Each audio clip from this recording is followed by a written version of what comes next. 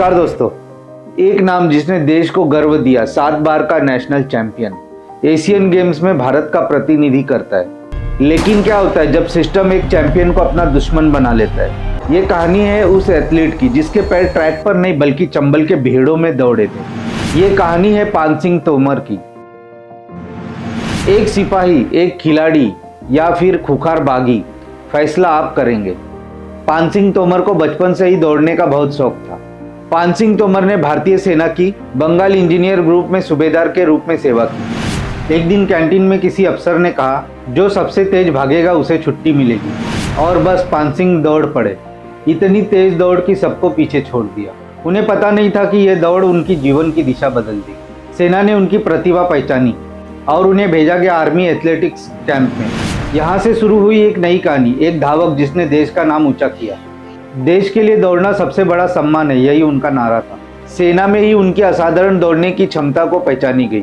वह 1950 और 1960 के दशक में 7 बार राष्ट्रीय स्टीपल चेज चैंपियन रहे। उनका 3000 मीटर स्टीपल चेज का राष्ट्रीय रिकॉर्ड 10 साल तक नहीं टूटा था।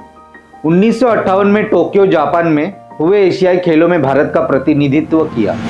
जिस शरीर को गोल्ड मेडल जीतने के लिए बनाया गया था, वो 1962 और 1965 की लड़ाइयों में सीमा पर जाने के लिए तड़पता रहा।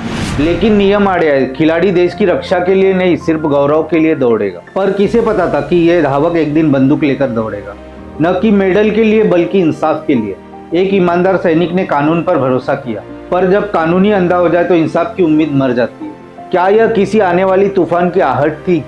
1977 में सेना से रिटायर होकर अपने पैतृक गांव भिडोसा, जिला मुरैना, मध्य प्रदेश लौटे। गांव में चचेरे भाइयों के साथ पुश्तैनी जमीन का विवाद शुरू हुआ। प्रभावशाली चचेरे भाइयों ने उनकी जमीन पर कब्जा कर लिया।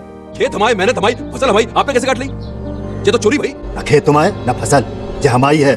पान सिंह ने पहले पंचायत और फिर स्थानीय पुलिस से न्याय की गुहार लगाई। अभी हमारी ना सरपंच सुन रहा है, ना पटवारी सुन रहा है।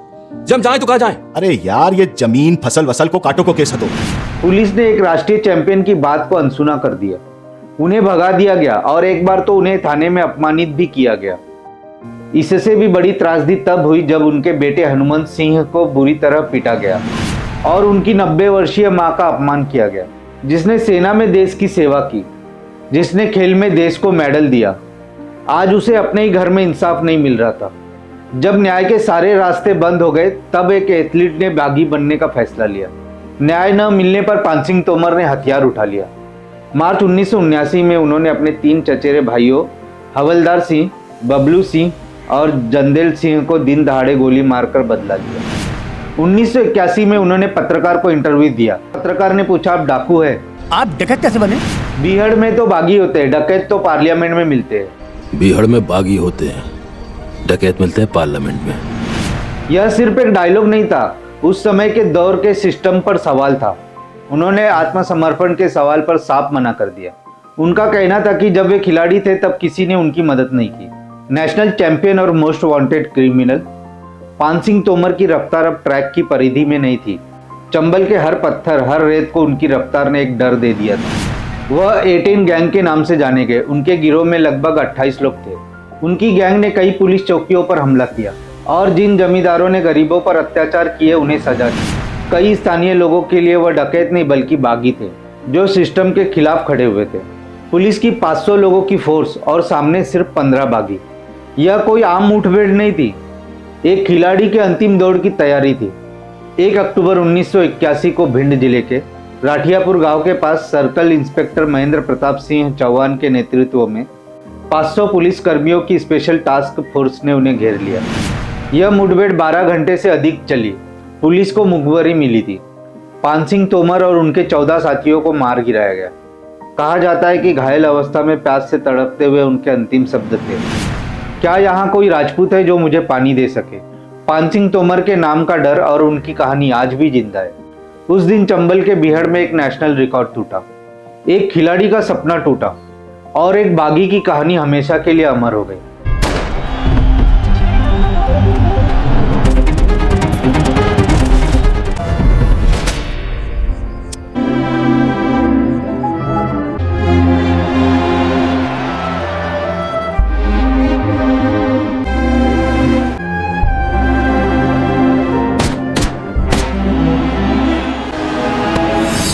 क्या पान सिंह तोमर सिर्फ एक डकैत थे, या वो सिस्टम की क्रूरता का शिकार हुए एक ऐसे एथलीट थे जिनकी रफ्तार को दुनिया ने सराहा लेकिन इंसाफ ने ठुकरा दिया?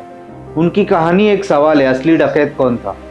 आज भी पान सिंह तोमर का परिवार डर में जीता है। आपके लिए पान सिंह तोमर कौन थे, चैंपियन या बागी? कमेंट्स में ज़रूर बताएं। अगर आपको वीडियो की स्टोरी पसंद आई हो तो लाइक करें और अपने दोस्तों में शेयर करें, और ऐसे ही सच्ची कहानियों के लिए हमारे चैनल को सब्सक्राइब जरूर करें। धन्यवाद।